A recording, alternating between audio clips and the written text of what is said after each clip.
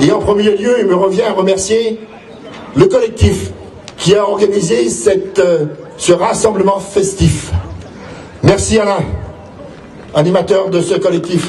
Mais vous savez, Alain et toute son équipe, je peux vous dire qu'ils ont donné de leur temps et de leur motivation, relayée par les élus de Trébordin et de tous les territoires de la Combe d'Aglo. À mes côtés, leur envoyé adjoint, directeur du centre de plongée. À ma droite, Philippe Prézeur, marin-pêcheur à Trébordin. Un symbole. Il représente le fond de notre pensée quant à notre obligation à défendre notre territoire. Défendre notre territoire, pas contre les agriculteurs. Nous sommes avec des agriculteurs.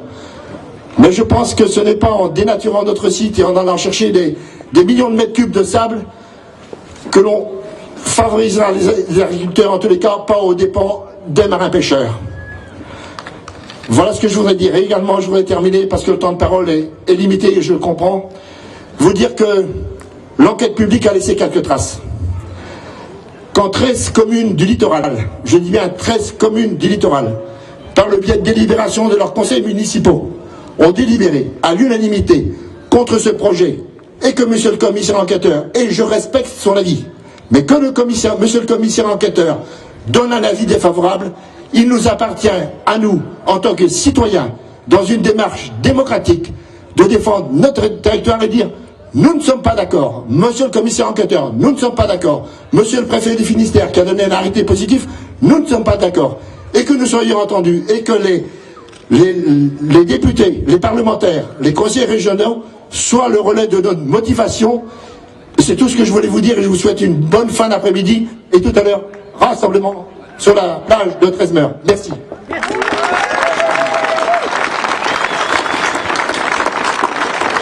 Est-ce que tous les élus sont sur le podium? Oui. Bon. Alors, je vais demander maintenant à tous les élus de se présenter. Leur nom. Pierre Terrien, maire de Pleumer-Vaudou. Je suis contre l'exploitation de ce secteur, comme nous l'a dit Michel Issiour, et ceci à l'unanimité avec mon conseil municipal de Pleumer-Vaudou.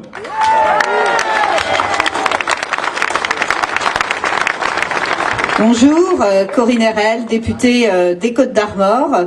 Nous sommes intervenus et nous avons interpellé avec mes collègues Yannick Botrel, sénateur des Côtes-d'Armor, et Jean-Luc Fichet, sénateur du Finistère. Nous avons interpellé dès le mois de janvier la ministre en charge du développement, bien évidemment, sur les problématiques et les gros risques que font courir ce projet.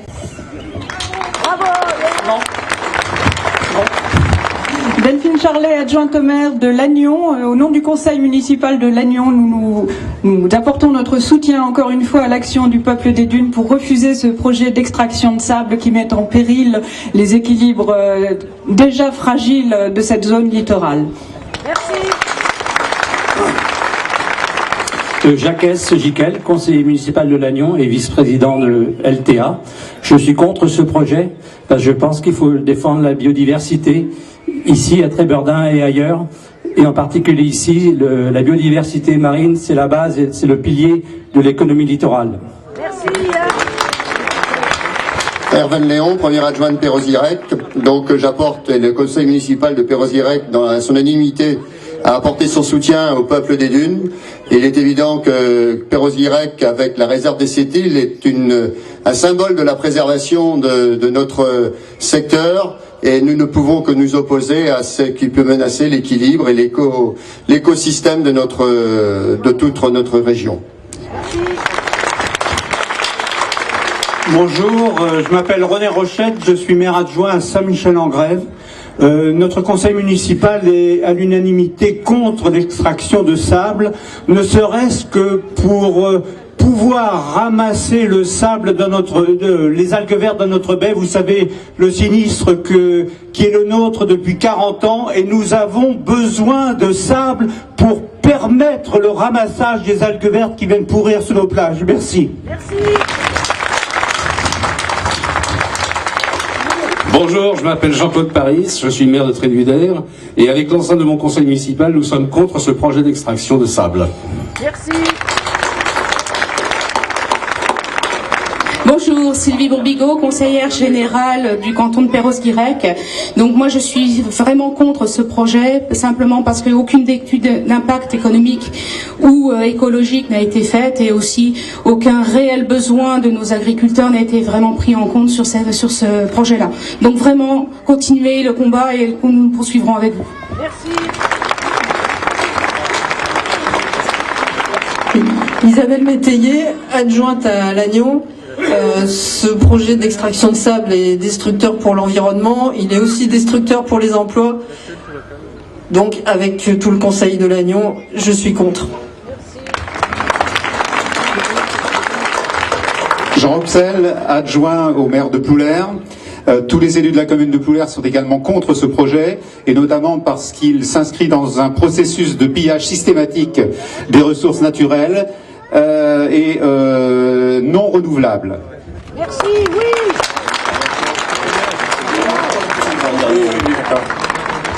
Guy Asquette, président du groupe Europe Écologie Les Verts au Conseil régional de Bretagne. Je voudrais dire ce que nous avons besoin pour demain, c'est une mer de qualité, c'est d'avoir toujours des pêcheurs, de soutenir les loisirs, d'avoir des énergies propres, mais nous ne voulons pas de projets destructeurs des fonds marins et qui abîment la qualité de nos eaux. Nous avons déjà suffisamment de problèmes, ça vient d'être rappelé. L'avenir est autre et je crois qu'aujourd'hui nous sommes à un tournant. Il faut faire le choix de cet avenir, un avenir de qualité, un développement économique de valeur ajoutée et non pas la destruction des ressources et des milieux. Merci. Alors, les élus, Joël Lejeune, maintenant qui va intervenir.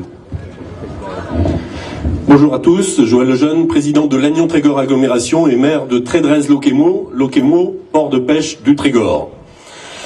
Nous sommes contre toutes les collectivités du Trégor. Je voudrais dire aussi d'ailleurs que toutes celles du Finistère, du Trégor finistérien, se sont aussi exprimées contre ce projet d'extraction de sable pour différentes raisons. D'abord, et ça a été dit par plusieurs d'entre nous, pour des raisons environnementales.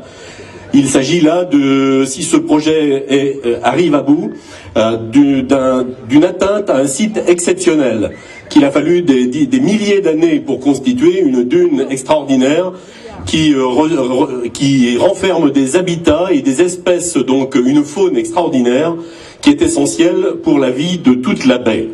D'autre part, ce projet entraînera la dispersion de matière dans toute la baie, une turbidité qui nuira également aux habitats et aux espèces qui existent dans la baie de Lannion.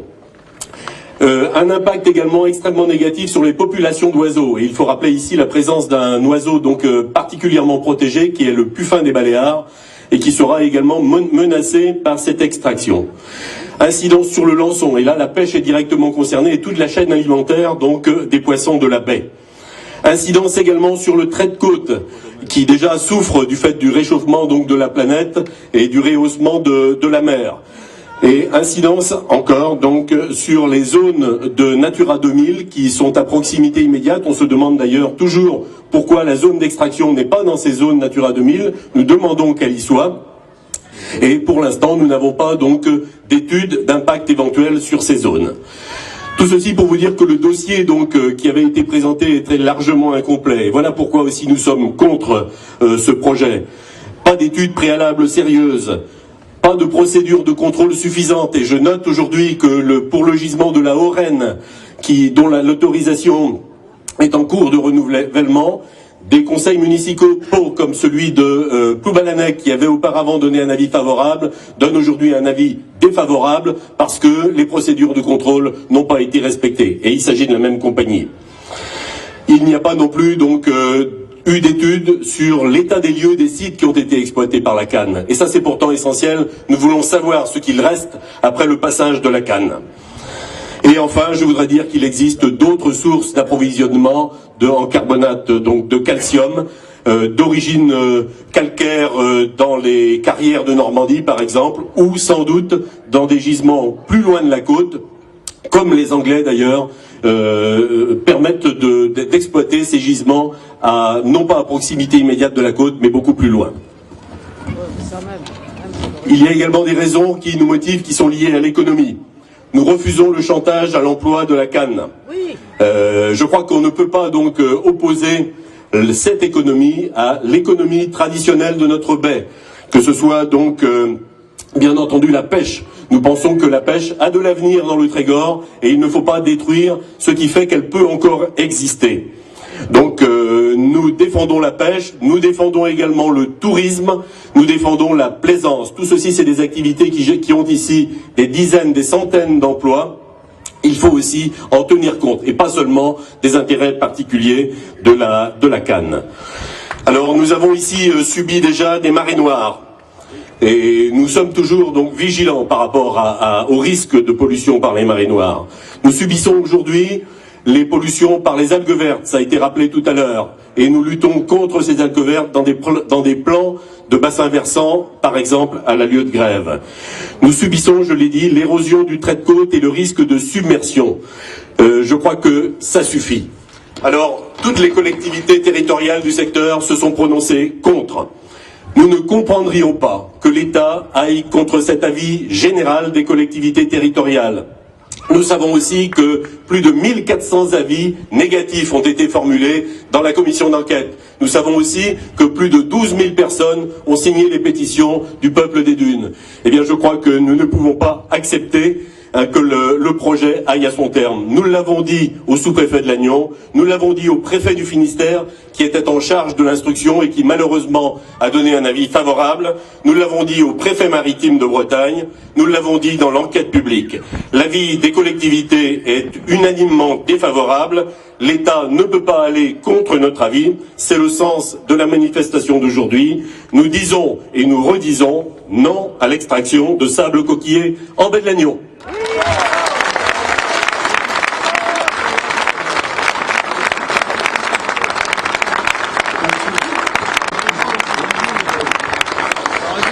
Bonjour à tous. Donc moi je suis pas tellement habitué à faire des discours parce que je suis donc marin pêcheur sur Tréverdun. Mon bateau est là. Je remercie d'ailleurs tous mes collègues marins pêcheurs qui sont venus quand même en nombre nous soutenir et qui sont évidemment d'accord avec nous. Je voulais juste apporter un petit peu mon témoignage sur les inquiétudes que les pêcheurs peuvent avoir par rapport à ce projet d'extraction de sable. Donc un des problèmes qui nous préoccupe, nous, c'est, comme on le disait tout à l'heure, c'est la disparition éventuelle du lançon. Alors le lançon, je pense qu'il y a beaucoup de plaisanciers, de pêcheurs, vous connaissez certainement le rôle qu'a ce petit poisson. Le lançon est un petit poisson qui vit donc dans la journée en banc, et qui constitue la nourriture essentielle des poissons prédateurs notamment, comme le bar, le lieu, le turbo, la raie, des choses comme ça. Ce sont des poissons qui vivent en banc et qui la nuit se réfugient dans le sable. Ce sont des poissons qui se font chasser toute la journée et la nuit ils ont un peu de repos, ils vont dans le sable. Je ne suis pas un scientifique, mais comme beaucoup d'entre vous, j'ai déjà vidé un bar et dans le ventre d'un bar on trouve toujours du lançon. On peut en constater sans exagérer que le lançon constitue la nourriture vraiment essentielle de ces poissons. Si on supprime leur habitat, on va supprimer le lançon et tous les poissons prédateurs que nous on pêche vont non pas mourir mais vont se déplacer, aller ailleurs. Et nous par contre, on ne pourra plus pêcher de poissons et faire notre métier. Voilà. Le site convoité par la canne, là, en réalité, c'est une grande dune sous-marine. C'est un énorme gisement de sable qui est situé au milieu de la baie. Et on constate, nous, quand on pêche le lançon, il y a plusieurs endroits où on peut pêcher le lançon, mais dès qu'il fait mauvais, s'il y a un peu de houle, un peu trop de vent, les endroits sur la côte, on ne peut plus en pêcher, on ne peut plus pêcher le lançon disparaît. Et on a tendance à constater qu'il se réfugie justement au plus profond, là où justement la canne veut exploiter le sable. Donc cette dune sous-marine est vraiment un refuge essentiel à notre activité. Si on pompe ce sable, on détruit notre activité. Notre activité justement, on a recensé une quarantaine de bateaux de pêche qui travaillent sur ou juste à proximité de ce lieu d'extraction de sable éventuel. 40 bateaux, on considère environ pour 40 bateaux, 70 en ont marqué. Et on a usage de dire, pour une personne embarquée sur un bateau à terre, ça induit 4 emplois, entre la vente du poisson, les criers, les marailleurs et ainsi de suite. Donc le chantage à l'emploi que nous fait la CAN, nous on a tendance à dire également que nous aussi, on essaie de travailler. Et donc on ne voudrait pas que notre travail et notre site de travail soient sacrifiés pour des sociétés qui ne cherchent à venir à Tréverdun que pour faire des profits, pour exporter du sable en Angleterre ou je ne sais où. On a du mal à comprendre ça. Je vous remercie.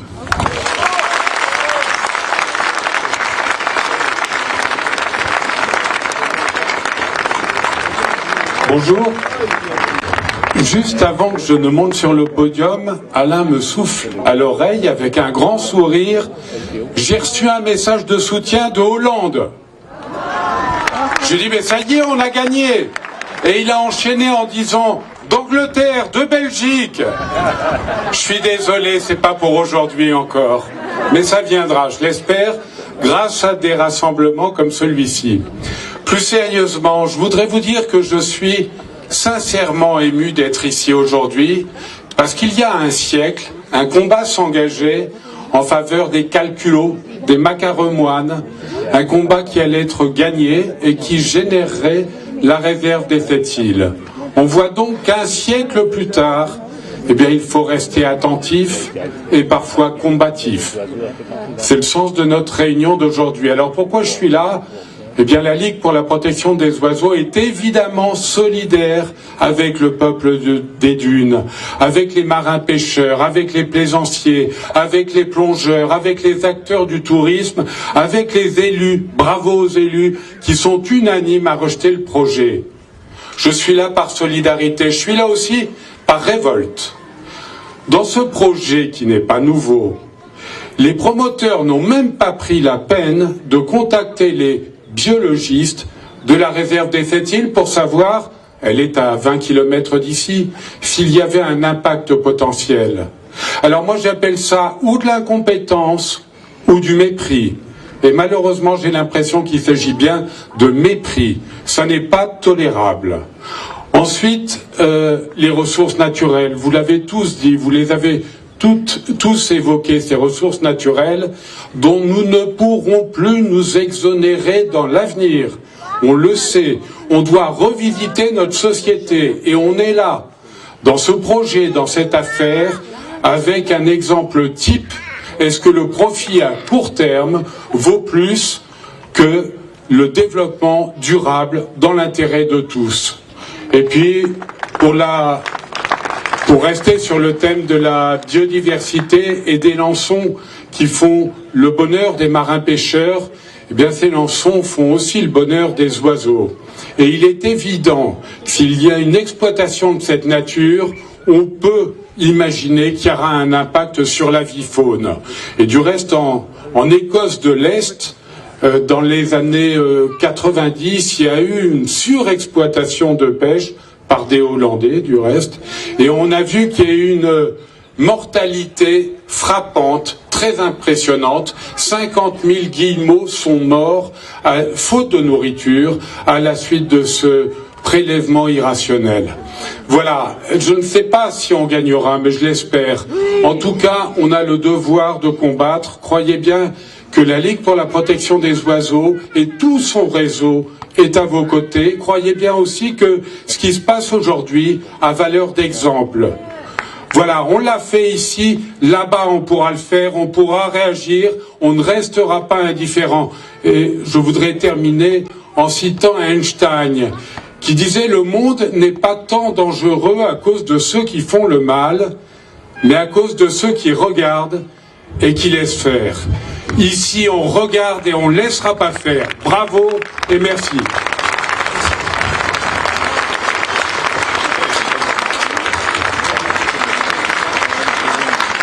Bonjour, je suis Laurent Boyer, directeur du centre de plongée de Tréverdun et également maire adjoint ici à Tréverdun. Alors nous, centre activité de plongée de Tréverdun, nous plongeurs du Trégor, nous plongeurs de l'Hexagone, nous sommes contre ce projet. Nous sommes contre tous les projets d'extraction si près des côtes. Imaginez notre Trégor, imaginez la végétation, nos paysages recouverts d'une épaisseur conséquente de sédiments. Pensez tout simplement à un volcan qui aurait enseveli sous ses cendres l'ensemble d'un territoire. Dessous, plus rien ne peut vivre. Si ce projet est mis en œuvre, la diversité sous-marine va disparaître, étouffée sous plusieurs centimètres de sable, de boue, se reposant au gré des courants sur ce patrimoine exceptionnel que nous avons face à nous. Tous les ans, des milliers de plongeurs viennent pratiquer, viennent visiter, viennent admirer les fonds sous-marins de la baie de Lannion jusqu'aux 7 îles, en passant par le plateau de Triago et le plateau de la Méloine. Demain, si ce projet se réalise, c'est terminé. Le nuage turbide chargé de sédiments, généré par l'extraction, va tout recouvrir sur ce territoire et asphyxier cet écosystème. Mais à quoi vont servir les 2 zones Natura 2000 contiguës ? Nous, les plongeurs, pouvons témoigner des ravages générés par ces activités. Derrière le passage des sabliers, il n'y a plus rien, qu'un paysage lunaire sans vie. Nous aussi, nous avons des emplois générés par notre activité.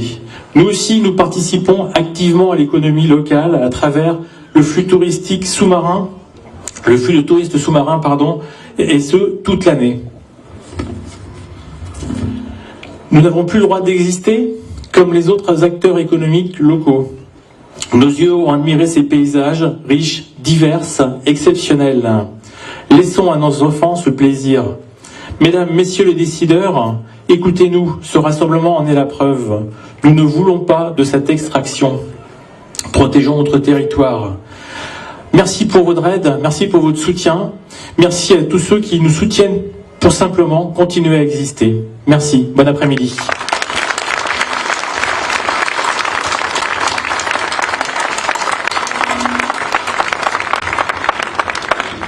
Bonjour, je suis Jean-François Omnès et je suis le président des pêcheurs plaisanciers de Tréborda et le vice-président des pêcheurs plaisanciers des Côtes d'Armor.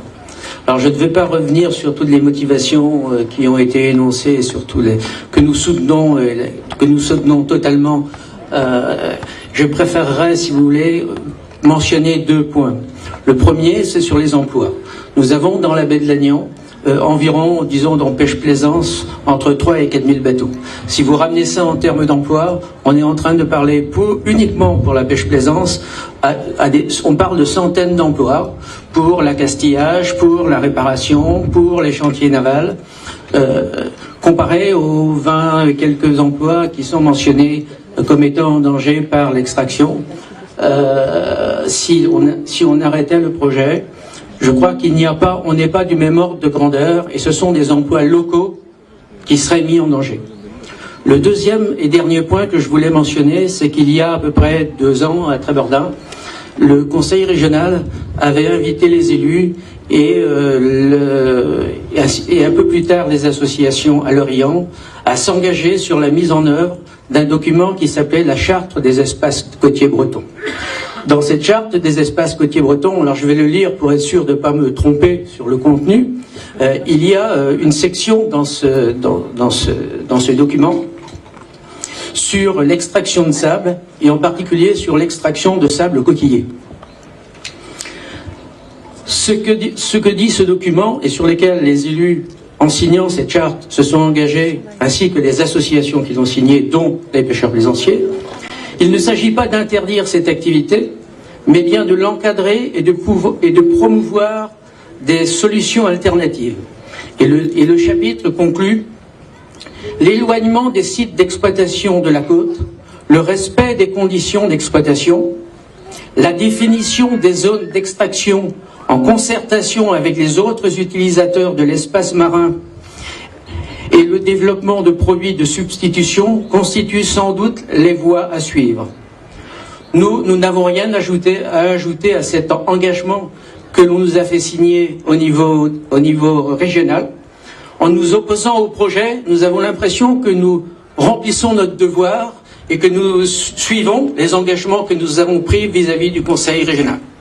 Nous formulons l'espoir que tous les partenaires concernés en feront de même et suivront la mise en œuvre de ces recommandations.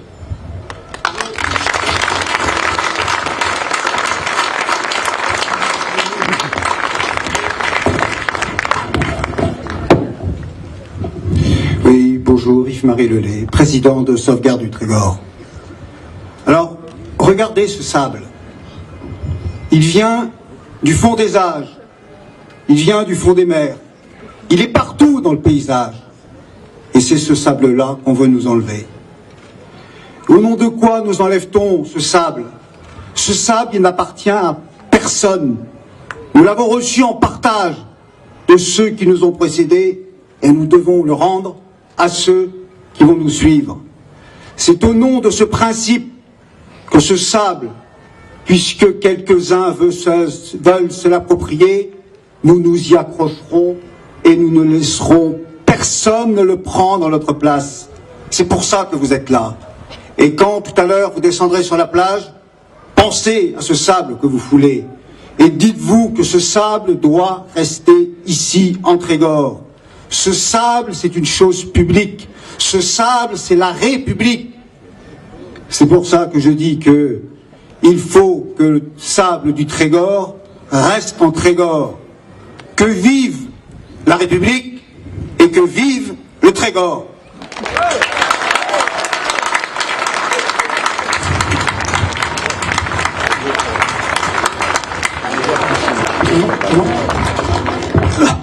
Il est toujours facile pour le dernier orateur parce que tout a été dit. Alors, moi je vais me concentrer sur la création de notre collectif et rappeler que sans concertation préalable avec les élus, avec les professionnels de la mer, les responsables économiques, les différentes associations, un dossier d'enquête publique est arrivé brutalement sur les bureaux des élus. L'enquête publique s'est déroulée du 25 octobre 2010 au 25 novembre 2011. Et là, il a déjà été dit, donc il y a eu des positions très fermes de tous les élus contre ce projet. 1400 avis qui ont été récoltés qui sont négatifs. Il y a eu par la suite le rapport de l'IFREMER. L'IFREMER, qui est l'Institut français de recherche pour la mer, dit clairement, émet deux avis. Un qui est réservé sur la demande de concession, c'est le titre minier. Le titre minier, c'est délivré par le ministère. Alors lequel aujourd'hui on va chercher. Et deuxièmement, il faut un arrêté préfectoral. Il y a un arrêté, et là, l'IFREMER dit un avis très réservé sur la demande d'ouverture des travaux. Donc on peut s'étonner que malgré tout ça, le préfet du Finistère a cru bon de remonter un dossier au ministère avec un avis favorable. Pourquoi faire des enquêtes publiques quand personne ne tient compte? À quoi sert de faire tout ça si personne ne veut regarder ce que disent les gens sur place? Mais de qui se moque-t-on à la fin? Est-ce un simulacre de démocratie? Nous voulons être entendus. Nous voulons être entendus et nous ferons tout pour être entendus. Notre collectif aujourd'hui est composé d'une 50aine d'associations ou d'organismes professionnels. On a la Fédération nationale, par exemple, des pêcheurs plaisanciers et sportifs de France, les comités départementaux des pêcheurs plaisanciers 22 du Côte d'Armor et du Finistère, les comités départementaux de la pêche maritime, les pêcheurs professionnels des Côtes d'Armor et du Finistère. Nous avons Surfrider Foundation. Nous avons de nombreuses associations aussi qui nous ont rejoints, la Fédération nationale de l'environnement également. Je regarde ma liste aussi pour n'oublier personne. La LPO, bien sûr. La LPO est là aujourd'hui pour nous le signaler. Voilà. Donc nous avons recueilli aussi sur notre site aujourd'hui plus de 13 000 signatures. Nous avons à peu près 2000 à 2500 signatures papier et aujourd'hui encore un grand nombre de signatures a été recueilli. Alors où en est le dossier aujourd'hui?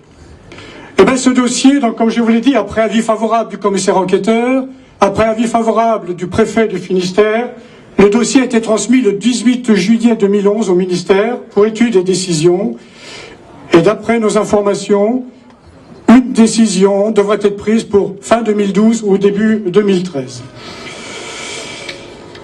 Nous avons un sentiment quand même très fort, compte tenu, je dirais, du manque de respect, on va dire comme ça, du mépris des élus et des citoyens, que les enjeux étaient faits d'avance. C'est un peu un sentiment amer que nous avons, mais c'est aussi pour ça que nous nous battons. Avec tous les élus locaux, nous sommes déterminés à utiliser toutes les voies qui seront à notre disposition pour faire échouer ce projet. Nous avons déjà eu les marées noires, nous avons eu, et plus encore, des marées vertes. Ça suffit maintenant, on n'en veut plus.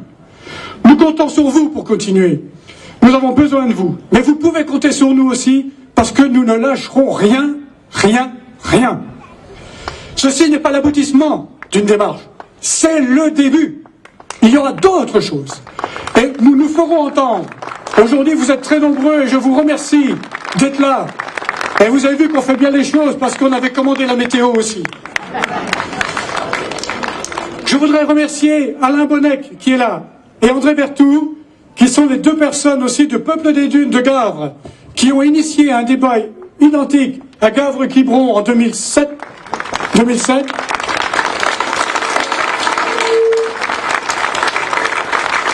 Et qui ont fait échouer le projet de Lafarge. Alors Lafarge, c'est pas le monde agricole Lafarge quand même, hein. Et Lafarge exploitait du sable coquillé pour aussi le bétonner, pour urbaniser la côte sud. Et grâce à leur action aussi du Peuple des Dunes de Gavre, le projet a été annulé. Et nous sommes rapprochés d'eux pour d'abord utiliser l'autorisation d'utiliser leur nom pour la marque symbolique d'un combat contre des extractions illégitimes. Nous considérons que cela n'est pas légitime, nous n'en voulons pas, nous leur demandons d'aller plus loin.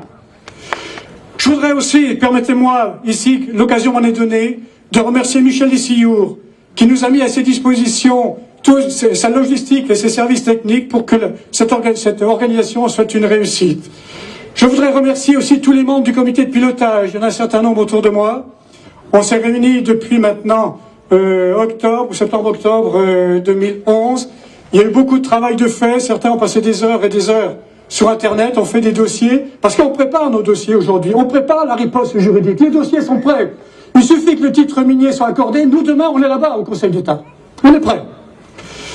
Voilà, et je voudrais remercier bien sûr tous les élus qui sont derrière moi et qui nous ont soutenus par leur délibération contre l'extraction, mais aussi par les motions de soutien à notre mouvement. Qu'ils en soient ici publiquement remerciés. Merci aussi Joël de tout ce que tu as fait pour nous. Voilà.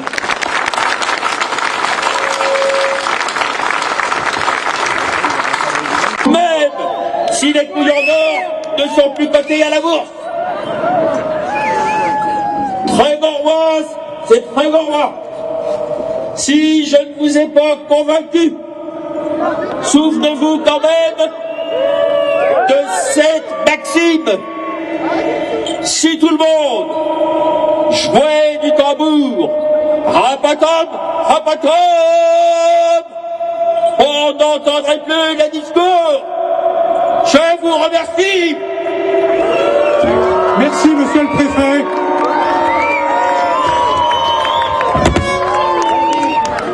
Oui, nous avons eu la parole en direct du nouveau... Bon, c'est un peu la naphtaline, hein. Bon, j'espère qu'il n'aura plus jeune la prochaine fois. Mais c'est bien. Alors maintenant, notre préfet, c'est lui qui va nous montrer la voie. Et je vous invite maintenant... Et il arrive. Tu passes par où? Alors, je vous invite maintenant à vous rendre sur la plage où le rassemblement a lieu. Ah, vous pouvez passer par là, par là-bas. Nous avons l'avion qui est en train de prendre les photos. Il y a les bateaux, le rassemblement de bateaux, il y a des pêcheurs professionnels, il y a des bateaux de pêcheurs plaisanciers. Et à un moment donné, on leur donnera le signal d'utiliser leurs cornes de brume. Merci encore à tous et à bientôt.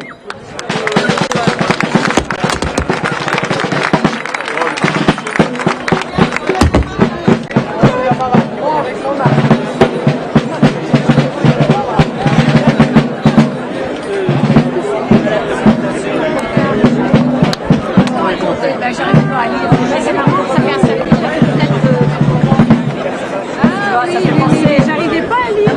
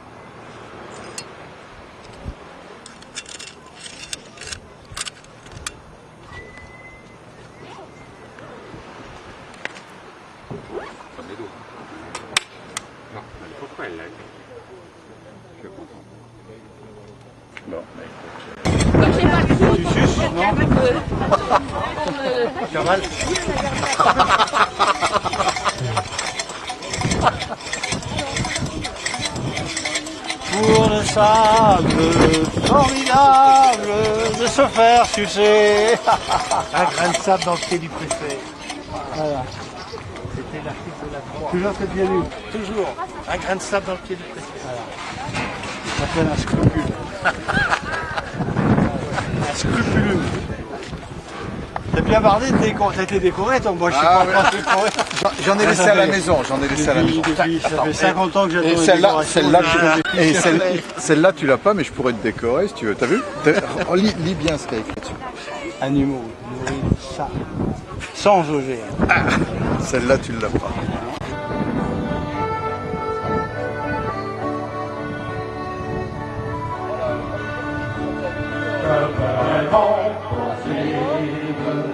Pour leur avoir du pain, le restant de ma vie pour qu'il soit pas marin, pour qu'il soit pas marin.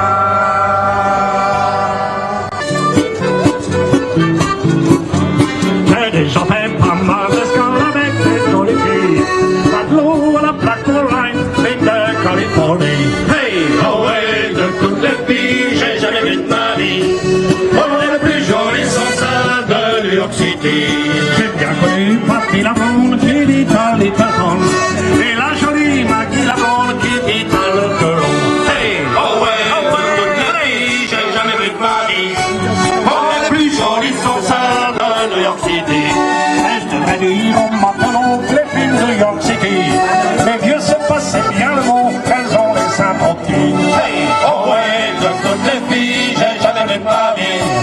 Oh, les plus jolies sont celles de New York City. Donc à part en Californie, elles ne sont pas farouches. Elles vous gardent toujours le dernier, celui pour la bonne bouche. Hey, oh ouais, de toutes les filles, j'ai jamais vu de ma vie. Oh, les plus jolies sont celles de New York City. Leur pavillon est brodé d'or et leur cou est rempli, comme les navires de Baltimore près du quai Charbonnier. Hey, oh ouais, de toutes les filles, j'ai jamais vu de ma vie. Oh, les plus jolies sont celles de New York City.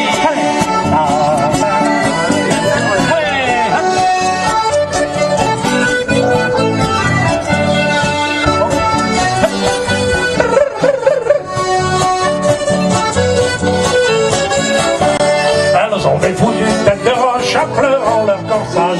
On s'y accroche comme des fauteuils quand on a fait naufrage. Hey, oh ouais, de toutes les filles, j'ai jamais vu de ma vie. Oh, les plus jolies sont celles de New York City. Le pauvre matelot qui va traîner en quête de New York City ouvre des yeux tout étonnés devant les jolies filles. Hey, oh ouais, de toutes les filles, j'ai jamais vu de ma vie. Oh, les plus jolies sont celles de New York City. Allez, allez.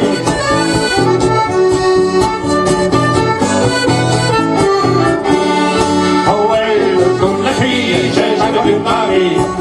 Oh, les plus jolies sont celles de New York City. Soyez pas innocents les gars, et mettez-vous celles-là. Elles vous ont à peine connu, vous font la bague au doigt. Hey, oh ouais, de toutes les filles, j'ai jamais vu de ma vie. Oh, les plus jolies sont celles de New York City. J'ai déjà fait pas mal d'escale avec les jolies filles. Matelot à la Blackmore Line, ligne de Californie. Hey, oh ouais, de toutes les filles, j'ai jamais vu de ma vie. Oh, les plus jolies sont celles de New York City. Faites du bruit pour 10 000. Ouais.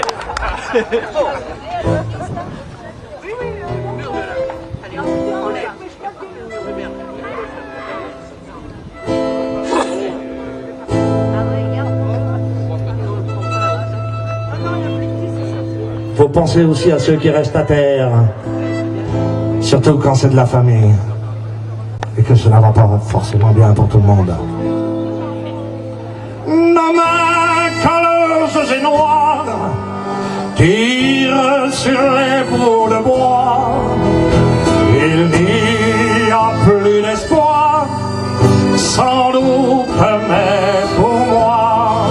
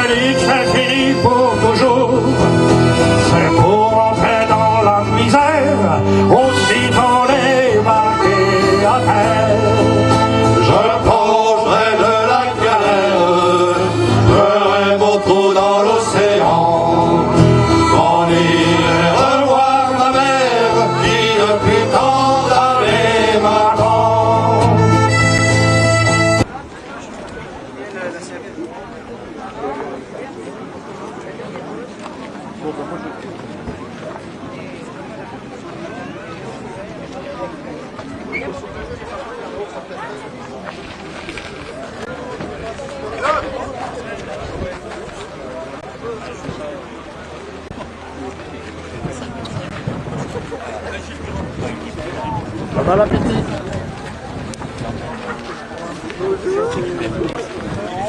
Comme ça,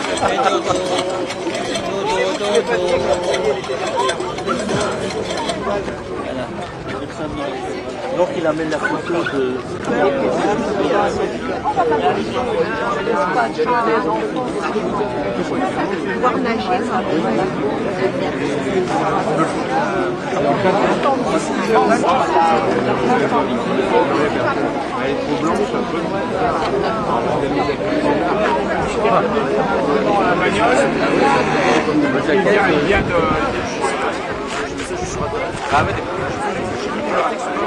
Il est parti l'organisateur.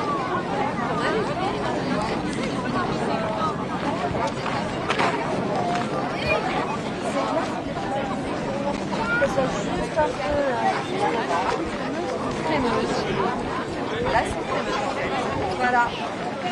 Allez, à vous aussi. Au revoir.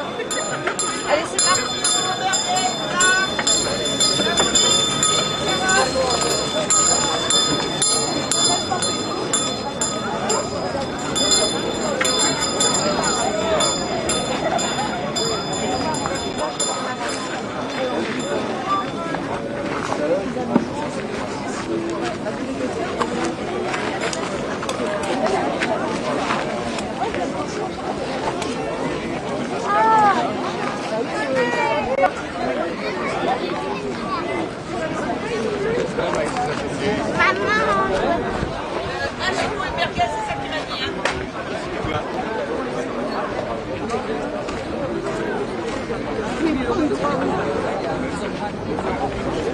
Non, mais il en reste pas.